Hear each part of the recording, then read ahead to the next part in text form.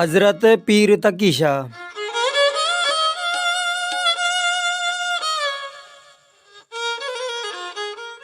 पीर तकी शाह जीलानी 1850 ईस्वी में जाओ।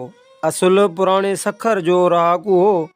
संदस वालिद साहब जो नालो सैयद परेल शाह जीलानी हो। पीर तकी शाह जो हसब नसब पीर अब्दुल कादिर जीलानी रहमतुल्लाह अलैह सां मिले थो।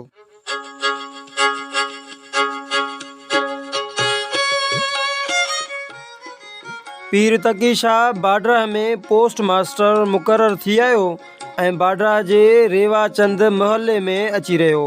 पीर तकी शाह एक दरवेश सिफ़त इंसान ऐं तमाम परहेज़गार हो। संदस करामतन में चिल्ले पचाइण वारी करामत तमाम घणी मशहूर हुई। पीर तकी शाह के शेरो शायरी सां दिलचस्पी हुई।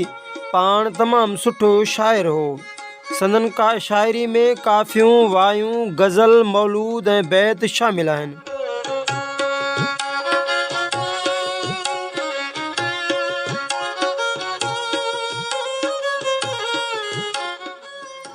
पीर तकी शाह मज़हबी तरह कादरी मसलिक ऐं वहदतुल वजूद वारे नज़रिए जो क़ाइल हो।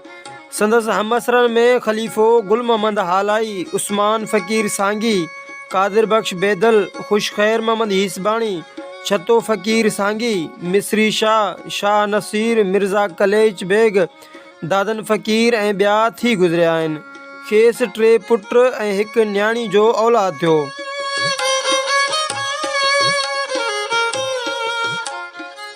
पीर तकी शाह 29 मई 1952 ईस्वी ते 92 सालनि जी जमार में लाॾाणो कयो।